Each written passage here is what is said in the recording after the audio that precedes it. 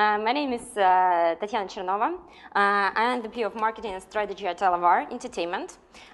First of all, thank you all for coming, because that's probably one of the last presentations, and I do understand that it was too difficult to sit and wait for it here. So thank you once again. Expected only 2 people to be here. Here more than 2, so I'm really happy. I work for Alawar Entertainment, and 7 or 8 years for now. Alawar is a casual game developer, publisher, and distributor. For quite a long period of time, we specialized in publishing and distributing casual game titles. Before all this, market changed, the landscape changed, and all social and mobile games appeared. Of course, now we do lots of mobile content and do some experiments with social. Non-game in Facebook yet, only Russian networks and some European ones. But that's done with that, and let's go further. Get started with a small geography refresher lesson. So any ideas what countries belong to Eastern Europe? Tell any. Well, I expected that you would keep silence. This is why I've read Wikipedia before coming here. I actually read a lot of Wikipedia for preparing this report. And Eastern Europe, to tell the truth, is so widely contents dependent, meaning that that depends on what is included into Eastern Europe or what is not, depending on what the speaker says. So now I can speak about all I want, because it's contents dependent. So I can select any country, which makes my job much easier.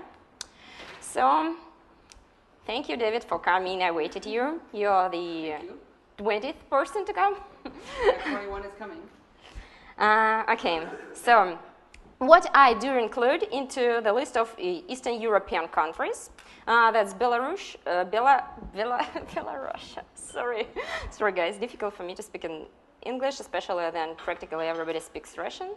Bulgaria, Hungary, Moldova, the Baltic states, Croatia, Croatia, yeah, Croatia is the correct one, with the serious Sam guys. Of course, they are not too casual, but such a great game. We also have Polish people here, Poland. Who is from Poland? Monica. Great. But you said that you don't speak Russian. I think you do. No. Okay. From what company are you? Riverside. Okay. Investor. Okay, not games. Okay, Poland, which is definitely known for CD Projekt and Technoland, and some other casual teams like Artifacts Mundi. They've been here at the conference. They're also from Poland. A swift change of the map for you to be more interested to listen to it. Sorry, I didn't want to assault somebody or something like that, but I think it's a funny one. So the Czech Republic, I would also speak a little bit about Czech Republic.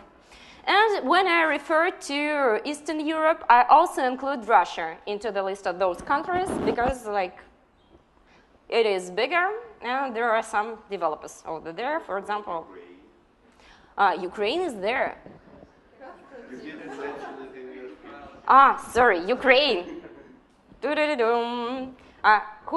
What country didn't I mention? Any ideas? Czech Republic, yeah, Ukraine. Okay. There is Montenegro. The sea there is great, but I've never heard about any gaming company from Montenegro. Do you know any? I'm going to start one. Hmm? I'm going to start one just because. Yeah, start one. I will be consultant for that company, because I like staying in Montenegro for holidays. Okay, let's move forward. Well, here. If we spoke about casual downloadable games 2 or 3 years ago, then amount of companies from Eastern Europe who produce casual content would be about 50–40%. Now it's less, because I also include here casual and social. It's not because the number increased, but decreased, but the number of other companies working for those segments increased. So this is why. I would say that the most active countries from the point of development casual games are Russia, Ukraine, Belarus, and Poland. And here are some of the cities, I would say Russia, Belarus, and Ukraine centers of development. Actually, the story of casual games in Russia started far from the east. I think Krasnoyarsk and Puzzle Up was one of the first guys to make casual games. Then Novosibirsk with Alawar joined. We also have Kaliningrad, which is full of developers like Intenium. They also have their development office there. Perm, Yekaterinburg, some social and casual and other companies. Minsk, Kiev, some Dnepropetrovsk, absolutely stuff like that. These are like the points where the majority of companies are. If I didn't mention something, please add, because maybe I didn't read the entire Wikipedia to prepare that. Okay, so let's start with hardcore PC teams from Eastern Europe. There were many of them, many famous for like big projects. For example, a Kaliningrad story of game development studied with Cadilab, a team which produced like such games as Wagner's, Perimeter, and they were really famous that days. Then it split into like a dozen of other companies, and all the Kaliningrad area appeared thanks to that team. There are like people in all those countries doing games, hardcore games, and this territory is famous for the Witcher game, yes, Dead Island, which is coming from Techland. Kiev is, of course, famous for Stalker, and many, many other companies. But that's not the point. Let's don't like talk too much about prehistoric times. What kind of the studios are these? Of course, the most important definition for them is that all of them have soccer or hockey in their room where they do games. This is, so you see that's definitely the company which does hardcore games. Well, but what happened to them? Yeah, this is what. Okay, when the last financial crisis hit, many of Eastern European companies doing hardcore, they were dependent on money from Eastern European publishers, especially like what was in Russia, Ukraine, and Belarus. They worked for money from the publishers, and that money stopped, and the market was only local, so they stopped. Like many of the Eastern European hardcore developers were closed. Some of them were bought, which were successful, like People Can Fly, yeah, Epic Games bought them, and some others. But those who were successful, continued their experiments. Some changed the niche where they're working. For example, Cranks Production, the Kaliningrad guys from this slide. Now they did a little bit of casual, and now they do social. There are also well-known Ukrainian team, Action Forum, yeah. Now they're Tatum Games, and they do iPhone. And lots of companies like follow this way, changing the niche. Well, MMO guys, there are quite a lot of them in Eastern Europe. They were much bigger, number of them, before the Mail.ru, because there was IT Territory North, Time Zero, then Nivel Online, all of them joined in Astrom, then all of them joined into Mail.ru. So now I have less loggers to put on the slide. That's cool.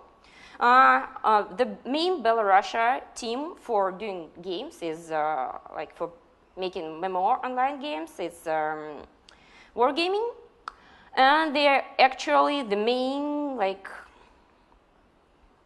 company gathering all people from Belarusia to work there, which is good and which is not like really good. Why is it good? Because they grow and they attract more people. It's difficult for smaller companies to have those talented people. But in the end, it comes that there are so many people that some of them split from the company and found their own companies. And Belarusia is now really active. New guys appear there doing different games. What about MMO guys? I would say that because they work for a long... why MMO is important for us? Because they used to continue working on a project. So they didn't do like developed a product and sell it and study doing another product. They continued to develop a product. This is why many who studied the product and doing the game never were those who developed it. These games, like these companies who made those games, mostly shifted into social. Many of them became successful because they know how to work with community, with server, and all that stuff. And one important thing, so what they did, they adopted from the subscription to free-to-play model. Good. I've just noticed now that I can look here, not there. Okay, casual game companies, some of them were formed earlier, but the main boom when a great number of casual game companies appeared is from 2001, 2006. Like we can find practically like everybody in the room, like Alawar, raise your hands. Some Playrix, I see here Playrix, I see Avem, no Neversoft, Absolutists, no Tanya Garat, yeah, she's not here. Octagon, they didn't come. But yeah, these are like the companies who initially started to do casual games in the area. How they looked like, many of them like in the world were from the Eastern Europe. They worked with a publisher on the distributors advance. Rather small teams specializing in PC casual. That was pretty a stable market for about a dozen of years. Number of projects increased, better quality, price increased, but still, companies managed to do their best to sell games, and they were everywhere on the market. With the old changes and with the era of mobile and social games, they had some troubles. Of course, everybody studied iOS and Android games, and many succeeded. Many tried social, and many did not succeed. I think it's like not only about casual teams, but the majority of casual teams I know, they had some problems. Now many started to develop games from scratch, and all of them have troubles with free-to-play projects because of the approach. Casual gamers, casual developers, they always use this product approach I mentioned before. Project is closed, we're studying another one, we don't need to support it, only just a little bit fix the bugs. This try before you buy model helped to have the slot system and to develop several games, like 2, 3, 50 per year. And their service approach, which is totally different and which is needed for the free-to-play model, makes it so that release of the game is only 20% of what you need to do. This is why you can't have this slot system anymore.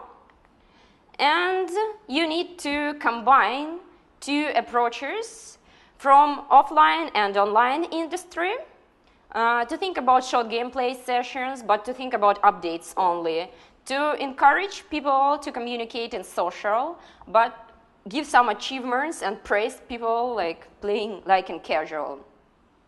That's not like as easy. So are there like casual companies here who studied or already did some free-to-play mobile games? Are you sleeping? Okay, we did one and working on others as well. So, and these social and free-to-play experiments are what we are like all doing now.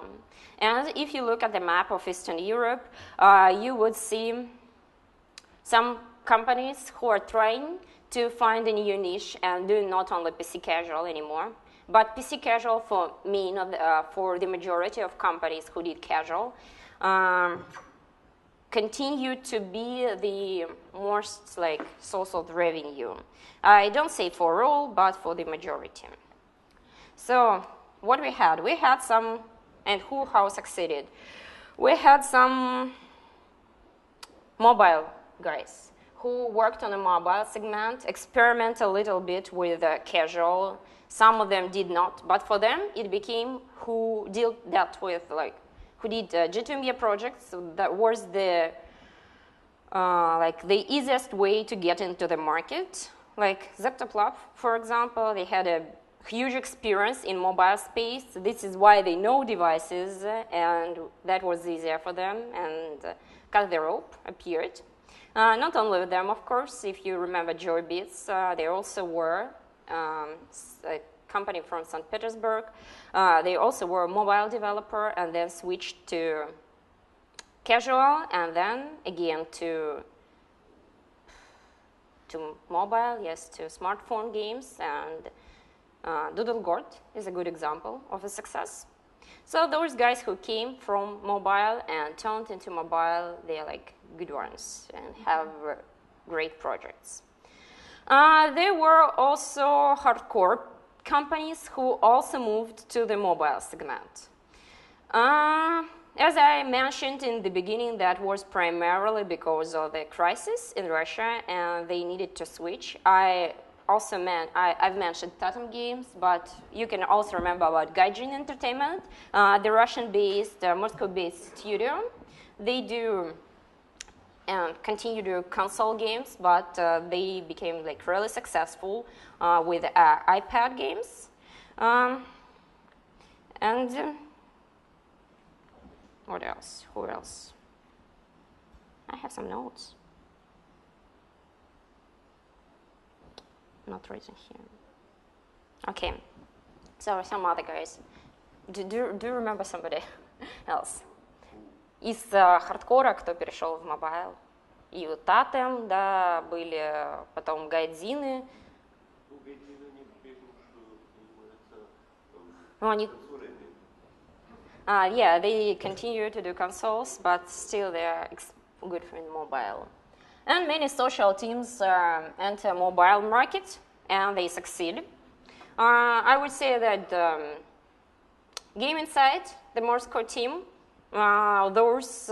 practically those guys who came out of IT territory, they're a good example of a company succeeded with free-to-play because they know how to work with traffic, with feedback, and they know this free-to-play model.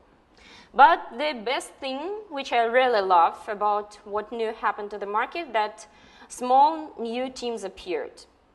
The last time we saw the rise of so many new development teams in Eastern Europe was the beginning of era of casual games, because that became simple to enter the market, and this is what we see also now.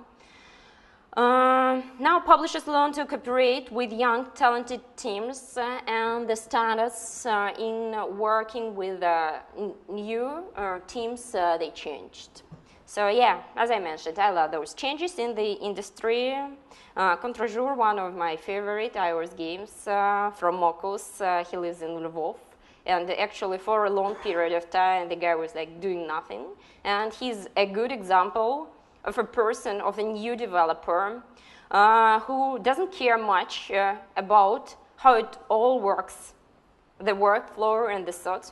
He just likes to do games, and the game itself become the focus.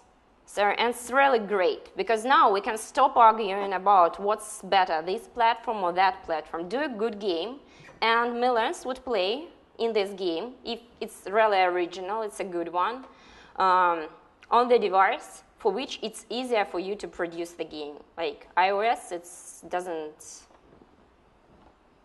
Of course, it's difficult to create the hit, but if you have the idea in mind, that's a little bit easier than studying to make a PS3 title from scratch. One person in the team, you would never deliver your idea. But of course, don't forget about finding query, localization, marketing, cross-promo. This is why publisher continues to be important. And I would say that relations between publishers and developers in Eastern Europe changed right now.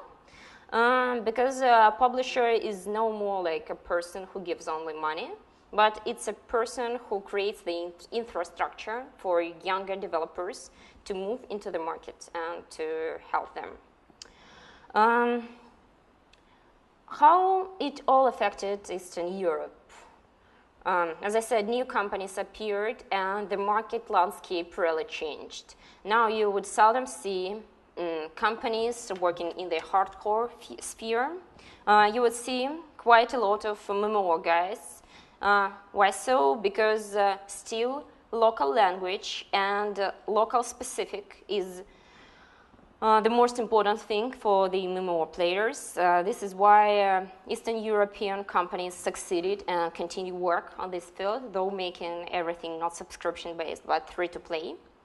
And soon we would see many like free-to-play content in general, not only for mobile and social, but for PC as well. I'm waiting for it. Probably will do some this year. I hope I pitched that idea within the company. So, yeah, that's my contacts. I will be happy to answer your questions if you have any. While preparing this presentation, I just didn't only read Wikipedia, but I contacted some number of developers from different regions, find out what's going on, and actually I have some like really big tables with all the developers listed for the territory. So if you have some specific questions about what's happening on this or that territory from the point of development, what teams are there, I would be happy to answer your questions. Thank you so much for your attention. Thank you very much. Do we have any questions? You can raise your hand and I will bring the microphone over. Here we go.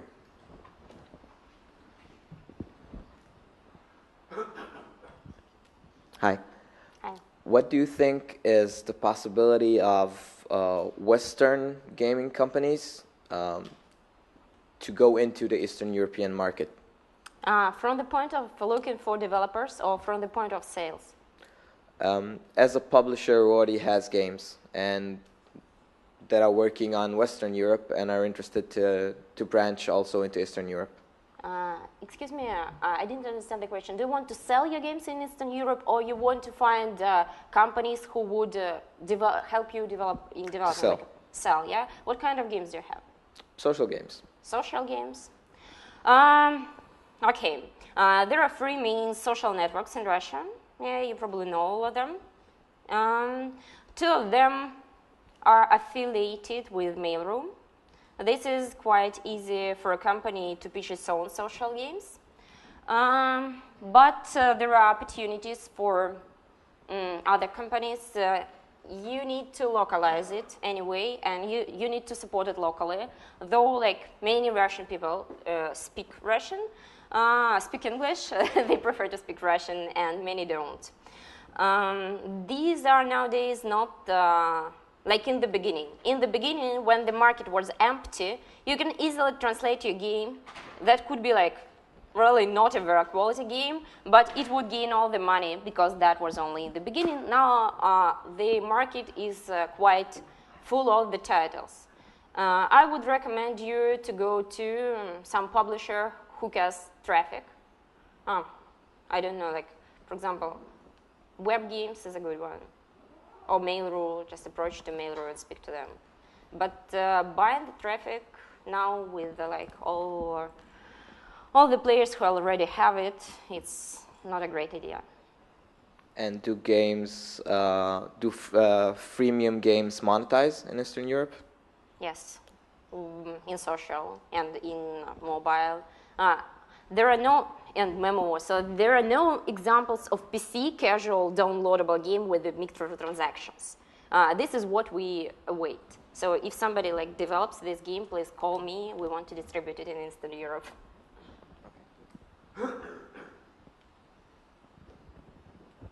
Any more questions? Okay, thank you very much. Stay around for the last presentation of the day.